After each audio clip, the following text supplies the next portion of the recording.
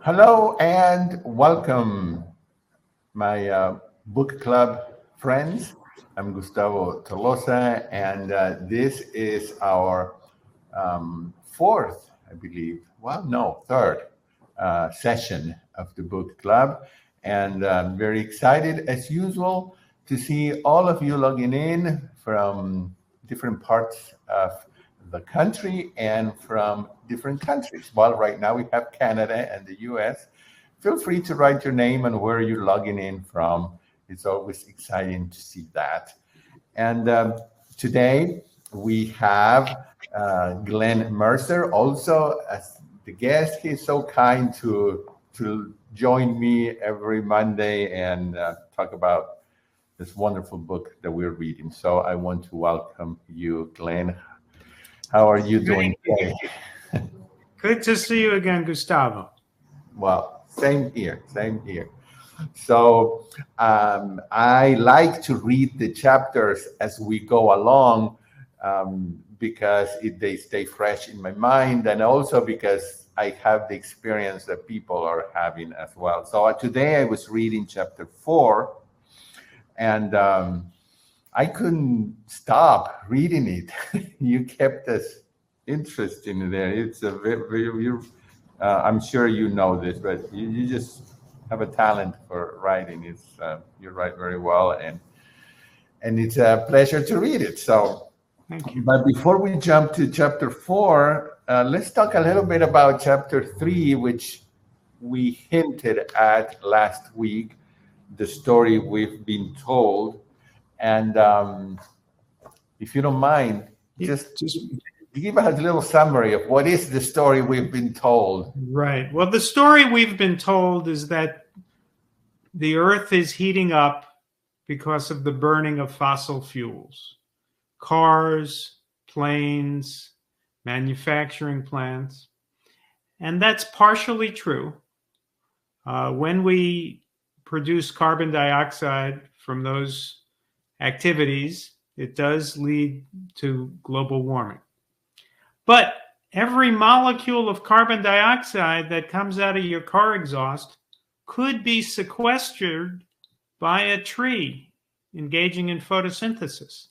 So we could compensate for all the global warming from manufacturing and from transportation and from heating if we had enough trees and enough healthy phytoplankton populations in the ocean.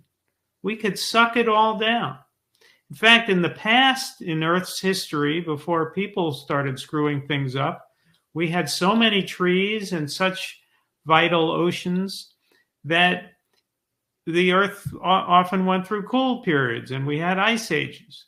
So we can compensate. And even right now, about half of global emissions are being sequestered by the oceans and by photosynthesis. So we just have to double that. Well, how do we double that? We need more trees and we need healthier oceans. So where are you going to put all the trees? Well, we need the grazing land. The grazing land is 37% of the Earth. So if we had the grazing land to reforest, it could just reforest itself. Just leave it alone. We don't even have to work very hard. Just get the cows off the land and let the land go back to nature. If we reforest the grazing land and protect the oceans from these terrible industrial fishing operations that are destroying the oceans, extracting all life from the oceans, protect the oceans, protect the grazing land, that's 80% of the Earth. The oceans are 70% of the Earth. The grazing land is more than 1/3 of the rest of it. So that's 80% of the Earth that we could protect. And then the Earth will heal itself. You know, we as human beings, we're a self-healing mechanism. If you injure your arm, you go to the doctor treats the wound, and what does the doctor say? Leave it alone, it'll heal. The doctor never says, go home and scratch it every day with a fork. No, leave it alone, it heals.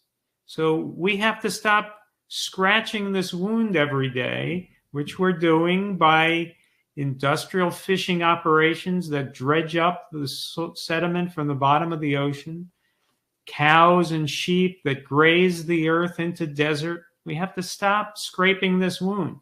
We have to let it heal, and then the earth will heal, and then we can live comfortably on the other 20% of the earth, the other 60% of the land surface.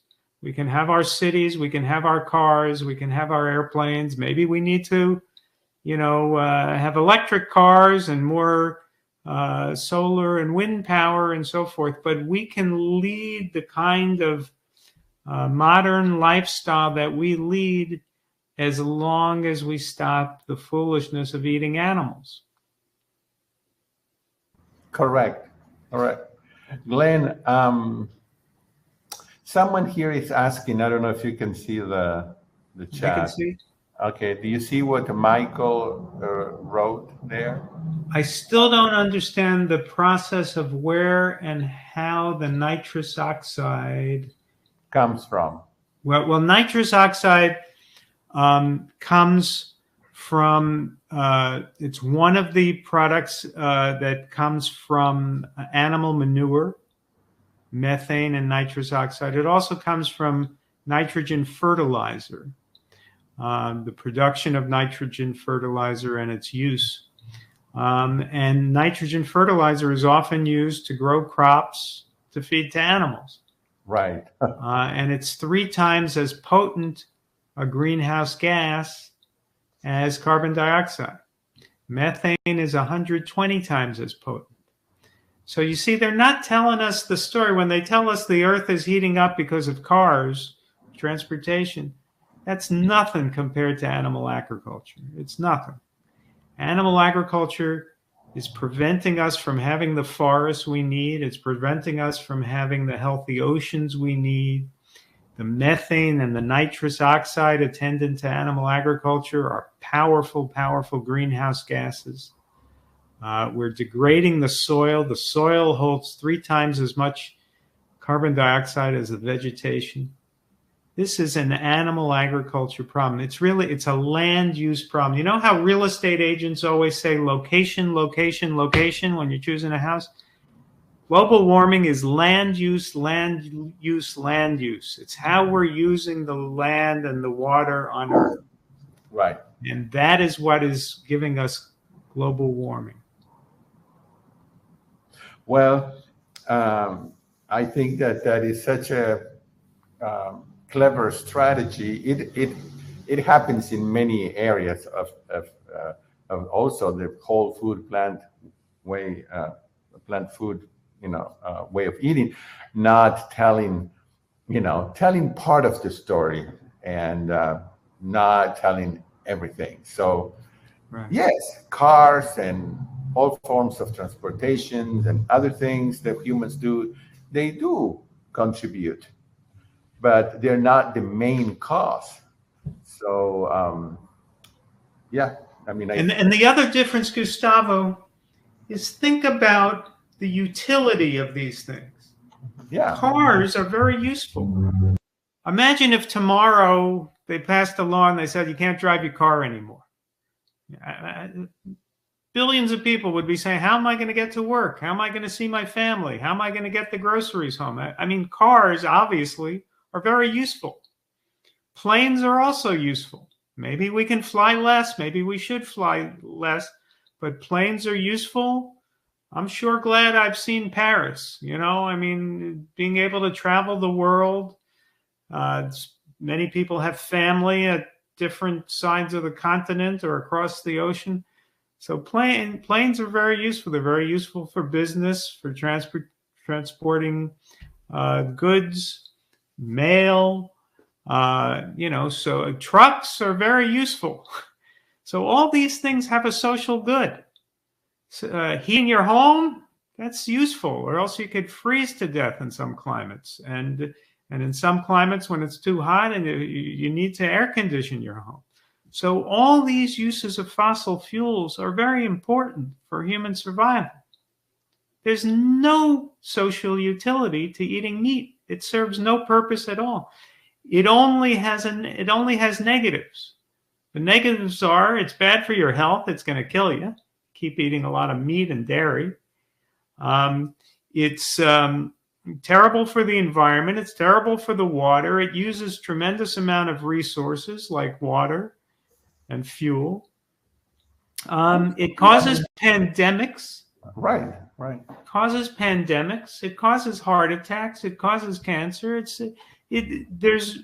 There's no. That's a really lousy reason to overheat the earth, so that people can get sick and die, and we can have pandemics. And let's not forget the burden in the healthcare system and the prices going up. I mean, that's another reason. Yeah. So it's just like you said, there are no benefits. And I like basically the last paragraph that you have here on page 31, the next to the last paragraph, where you say, it won't be easy, but it may be more realistic than you think.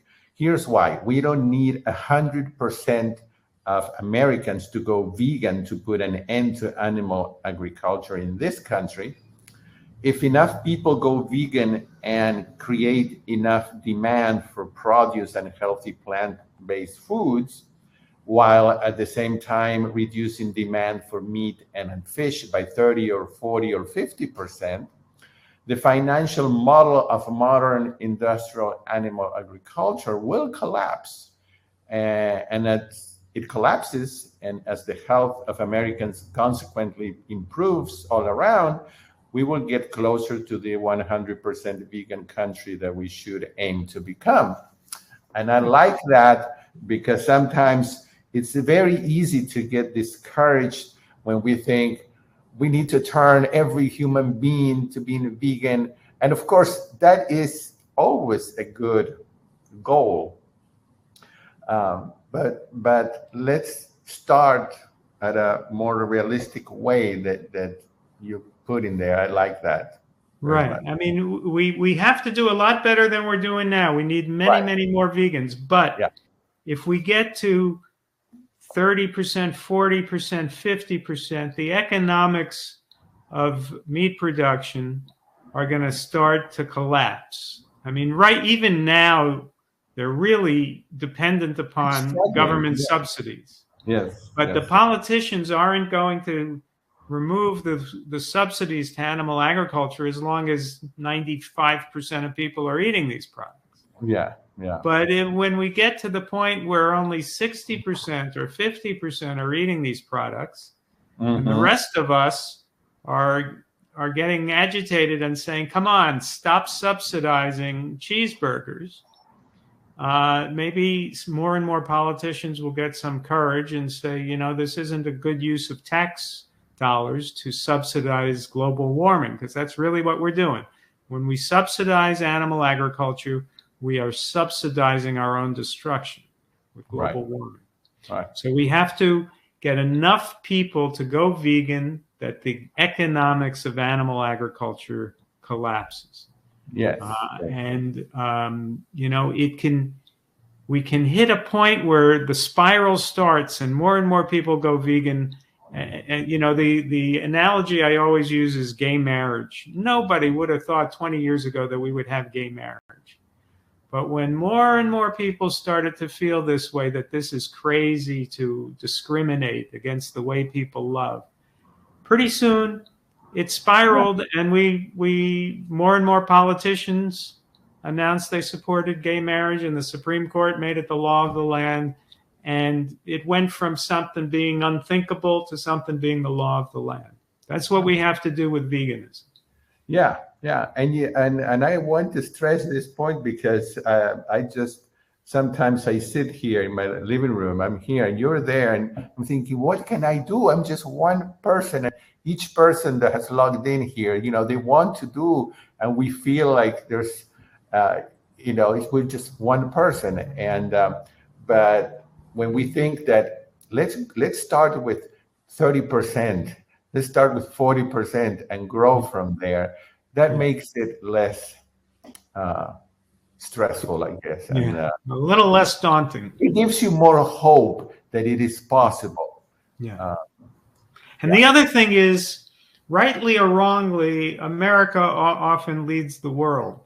So if America goes vegan, just imagine people in Europe and Asia and South America saying, the United States is going vegan. We can do it too. I mean, so much of world cultures, starts with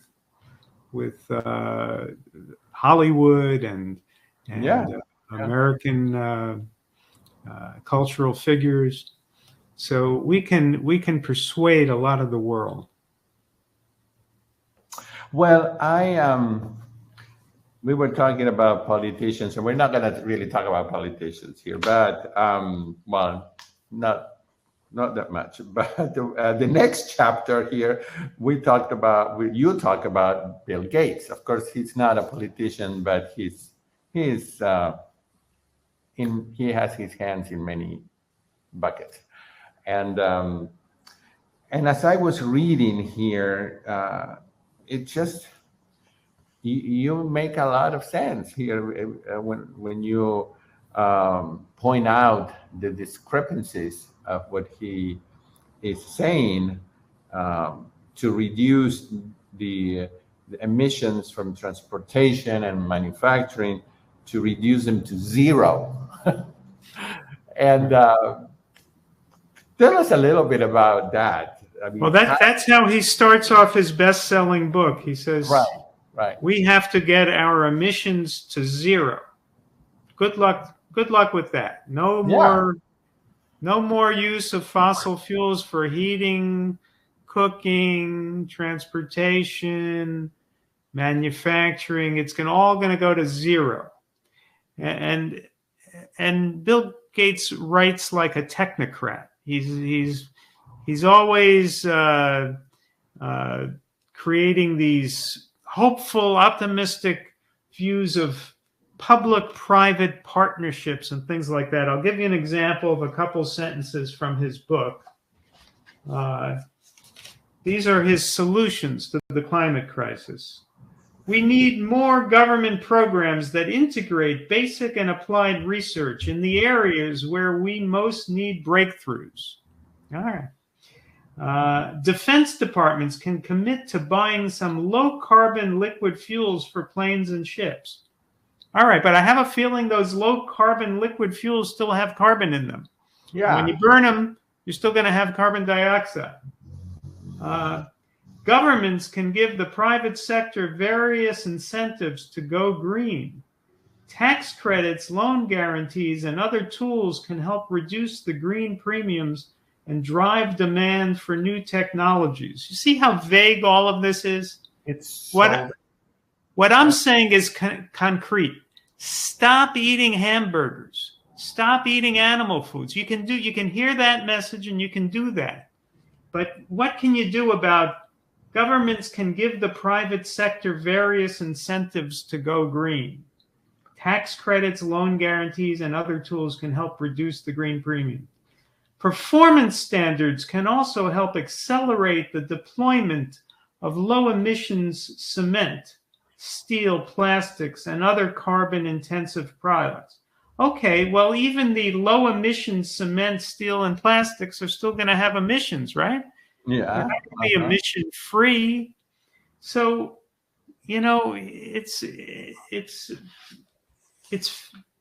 fated to be a failure, this approach. You can't win the battle this way. You have to protect 80% of the earth. This won't do it. No, it won't.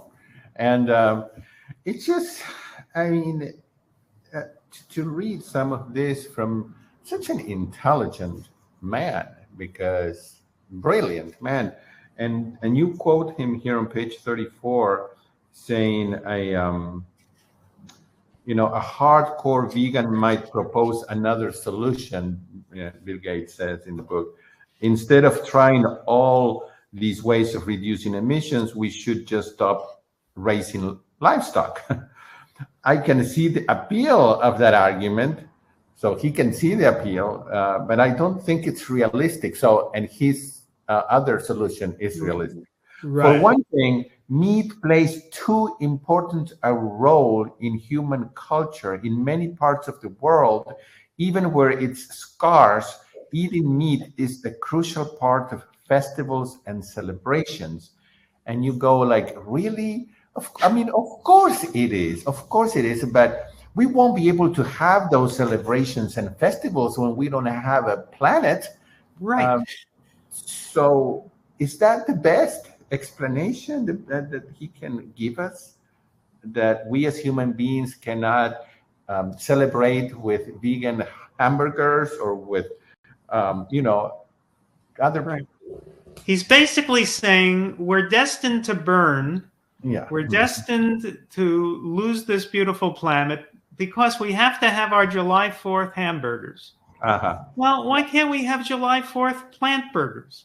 I mean, is that so hard? Is that you willing to give up on the future of your children and grandchildren? You're willing to give up this planet. You're willing to give up biodiversity. You're willing to give up forests. You're willing to get rid of the Amazon so that you can have a hamburger instead of a plant burger? I mean, the plant burger tastes better anyway. Right. You know, we've got great plant burgers. Yeah, I'm going to come out with a new book. It's going to have all kinds of plant burger recipes. The hamburger doesn't even taste good. No. So it's all, you put the hamburger in the bun and you put on the ketchup and the onion and all the toppings, and you try to disguise the fact that the actual meat doesn't even taste good. So, I mean, if it tasted good, then why wouldn't anybody boil a hamburger and just eat it plain, right? Yeah. No. So it's such a foolish reason to ignore the clear solution to the crisis. To say, we have to have meat for our festivals. So we can't have Thanksgiving without a turkey. We can't have a tofurkey or some sort of rice dish or whatever. Isn't Thanksgiving really about gathering with your loved ones, your friends, your family, and having a feast? You can still have the sweet potatoes and the cranberry sauce and the cornbread and lots of other things. You just can't. We live without the dead. Well, I think that a percentage can, but like Linda here is saying, and it's true. Linda, it's right. It says, Gustavo, all over the world, meat is the main part of celebrations. My Vietnam daughter-in-law wanted a pig on the table for their wedding. I know. Here in Argentina too. I mean, every celebration is meat. But we were discussing earlier, if we could just get to 30% or 40%, we're not trying to have. We are, but let's go one step at a time. Linda is also saying that we need some grassroots protests like I do for animal rights. And I want to say now, I really want to say, Linda is my friend and she's a lovely lady. And I cannot, she has such passion and she goes out there. And I was thinking today, well, if I could be part of a demonstration, but Linda is out there organizing the demonstrations, and it takes a lot of courage to get out there or to go to a supermarket and tell people to not buy meat. And anyway, I just wanted to say that because Linda has a passion for the world, for not eating meat, like we're saying here. So I think that in the next chapter, Glenn, I don't want to give it away, but you give us some very precise ideas of how to accomplish this. I think you need to be president. That's what I think. I need to say that again. I'm sorry. I just think you need to be the president of the United States. Oh, I need to be president. Yeah. All right, I'll talk it over with my wife. Okay. I'll do whatever I have to do, Gustavo. I got to turn the world vegan. You do. Glenn, Here, you also explain something that, but I don't want to read a page and a half. But on page 36, when you say that the man is clearly better at counting money than trees, and he says, how much carbon dioxide can a tree absorb in its lifetime? He asks, meaning Bill Gates. His answer is, it varies, but a good rule of thumb is 4 tons over the course of 40 years. Right. So tell us why that is not correct. Well, it just doesn't happen to be true. I wish it were true, because that would be nice. It's 4 times more than a tree will store over 40 years. So the answer should be 1 ton of carbon over 40 years,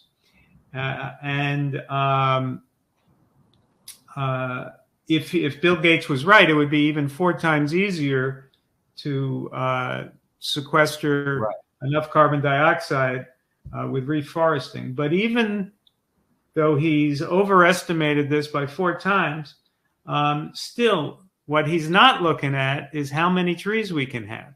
We can have at least 1 trillion more trees.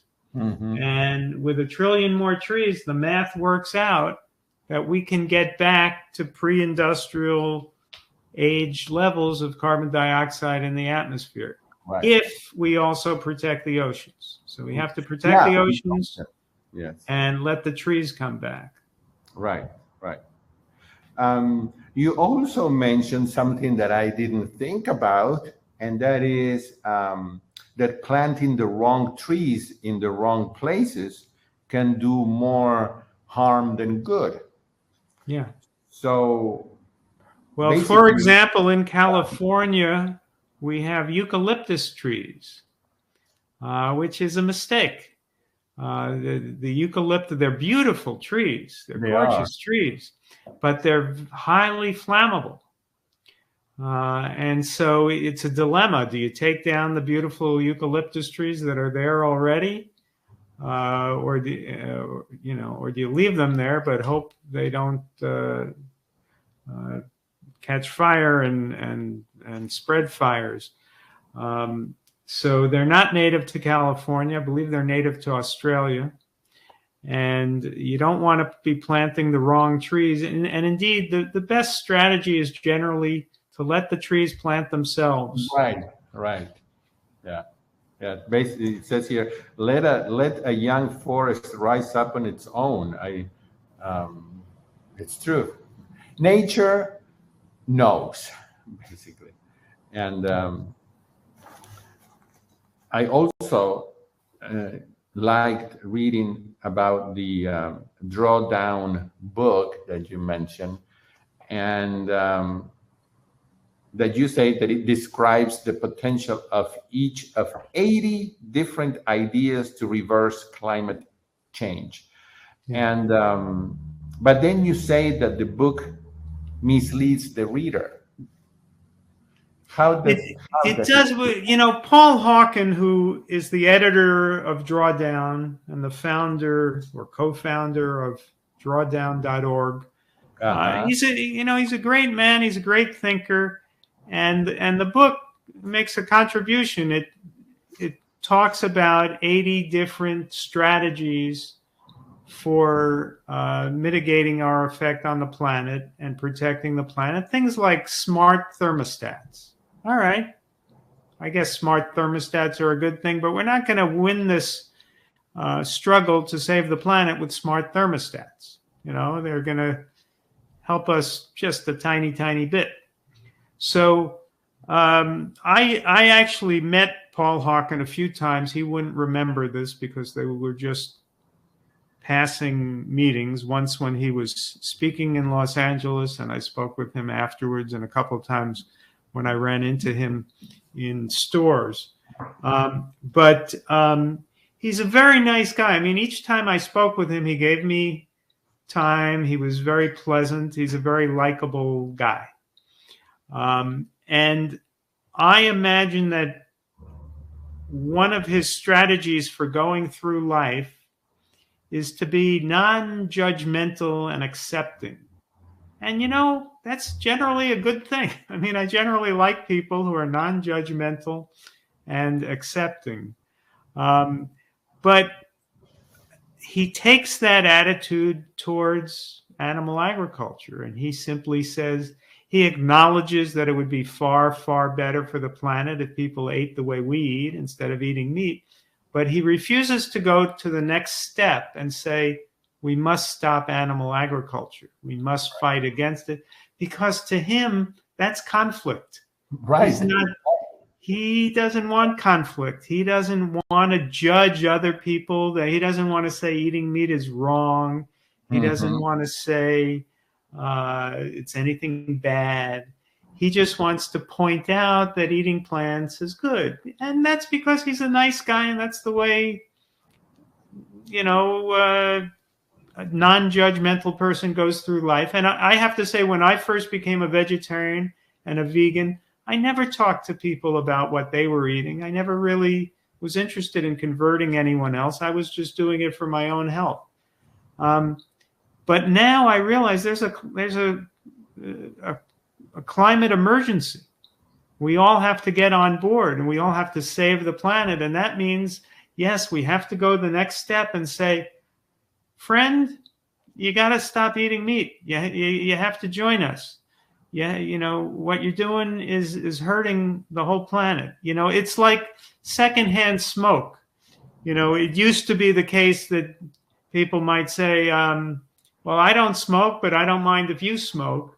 But then we realize that the other person's smoke is killing us, because the secondhand smoke in the room will kill you just like you were smoking.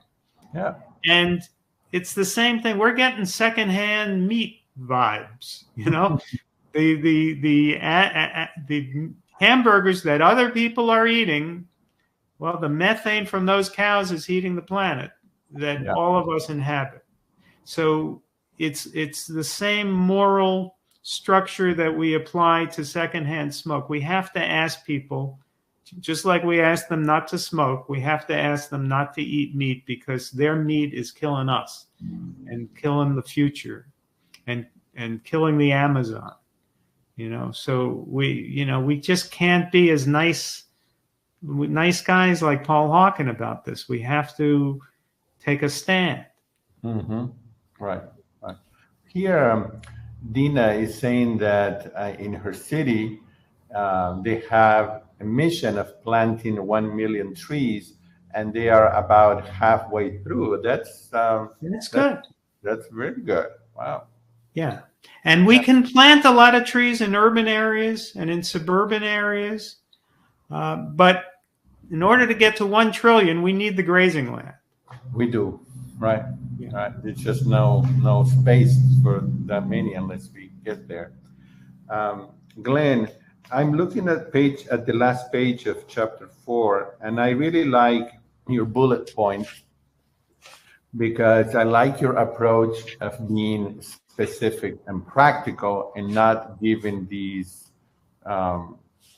solutions in quotation mark that are vague. But of course, they are there because it's a topic that nobody wants to touch in politics and business, because it's not popular to say don't eat meat.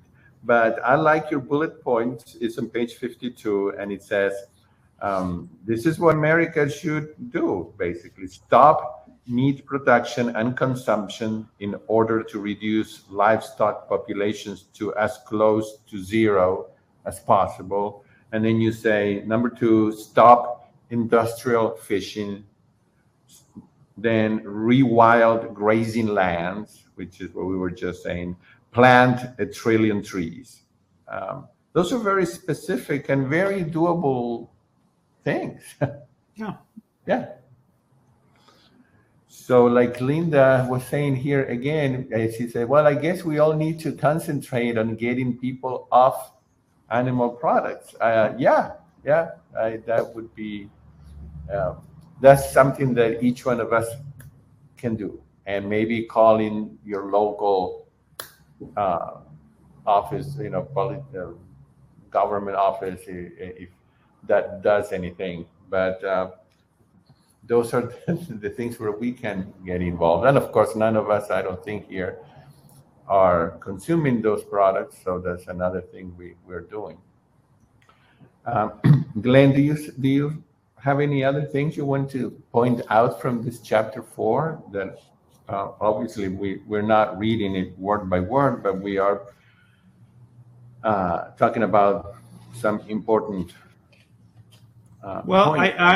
I talk about how my friend Silas Rao, who wrote the paper on which I base many of my statistics in the book, he wrote a peer-reviewed paper that's called Animal Agriculture is the Leading Cause of Climate Change. And he estimates animal agriculture to be responsible for at least 87% of greenhouse gases.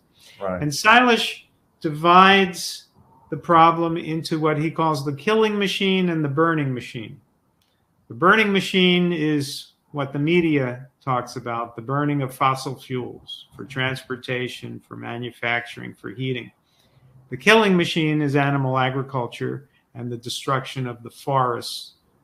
Usually deforestation is for animal agriculture, as in the Amazon. So what Silas says is, when you stop the killing machine, there's nothing that doesn't improve. And that's absolutely true. If we stop the killing machine, we stop the slaughterhouses, the animal agriculture, the deforestation, then everything starts to improve. The biodiversity comes back, life comes back. Trees have a process called transpiration, where water droplets come out of the trees and seed clouds, and we get more rain, and so we can stop the droughts, and hopefully we can stop these forest fires, and we can sequester more carbon dioxide. We could end the brutality towards animals.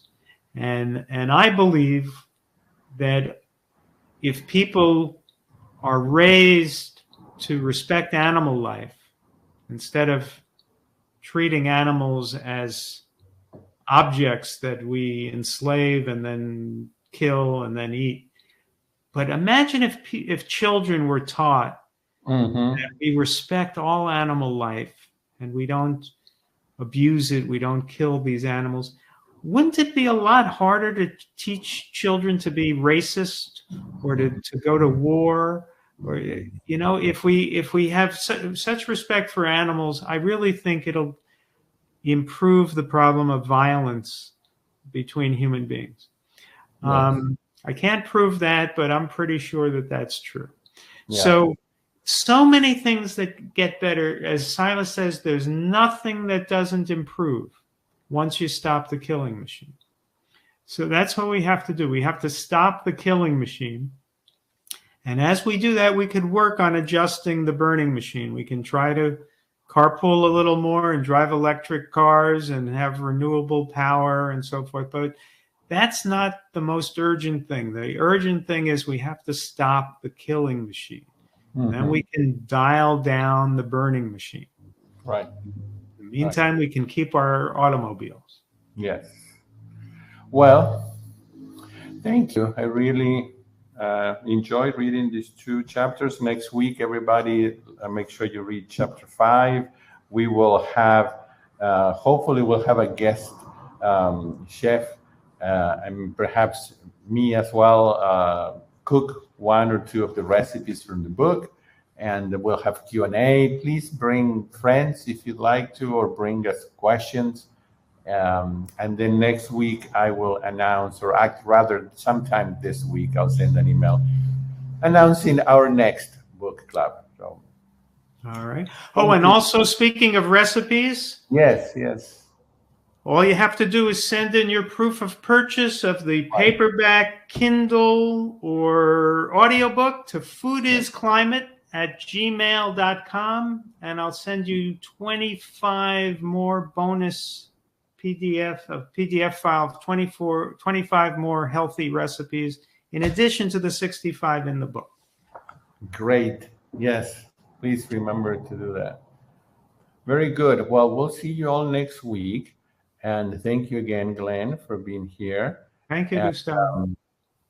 I want to take a minute to make an announcement. You don't have to listen to Glenn, but I want to make an announcement here that I made this morning, because it's not often that I promote something, but I do want to mention this because I think there's a lot of good in this. And it's something that my dear friend, Chef AJ, I know is your friend too, Glenn. Chef AJ has such a passion for helping people become plant-based and vegan. And so she spent a lot of time putting together something that I've never seen anything like it. It's a compilation of the world's experts who have contributed to this bundle that has really everything you need to succeed in adopting and continuing the plant-based way of eating.